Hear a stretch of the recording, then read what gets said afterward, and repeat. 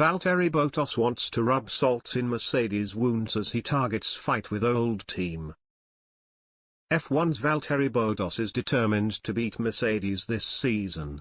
The Finn left the Silver Arrows following the conclusion of the 2021 campaign after 5 years. He signed for Alfa Romeo ahead of this season and finished 5th in Bahrain, before an unfortunate retirement in Saudi Arabia.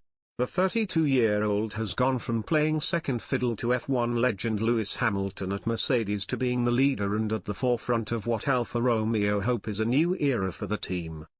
Bottas is keen to hit the ground running and believes his team have what it takes to give his former employers a run for their money. "We have what it takes to take on Mercedes and become the third power behind Red Bull Racing and Ferrari," Bottas said. "That has to be our goal now." The driver out-qualified his Mercedes replacement George Russell in Bahrain, before doing the same to his former teammate in Saudi Arabia. His new chief engineer Xavier Pujola is very impressed with the application shown by his newest acquisition. "It's not just his speed," he told Speedweek.com. "It's mainly his attitude. He radiates so much positivity that the whole team gets involved."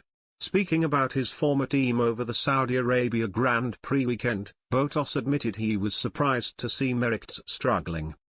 "It's weird to see," he said following Hamilton's elimination in Q1, as reported by Grand Prix 247.com. "I would guess he had some kind of issue, I don't know. It is surprising to see them struggling, but it's also nice to be able to battle with them. I think this was kind of the best case scenario for our first season together that I could ever imagine, with the information I had."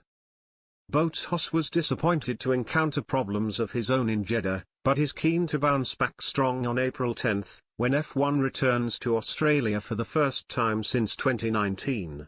"It's a pity to retire from what had been a really good race until that moment, especially as we were looking good for P6 at least," he continued.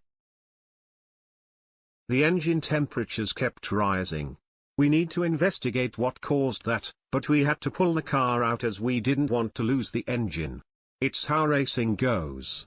We now need to make sure we solve whatever issue it was and move on." Looking at the positives, the car is really good. We made another step forward from the previous race, even in the starts. We were doing a good job and enjoying some close battles. Now let's make sure we get back to scoring in Australia.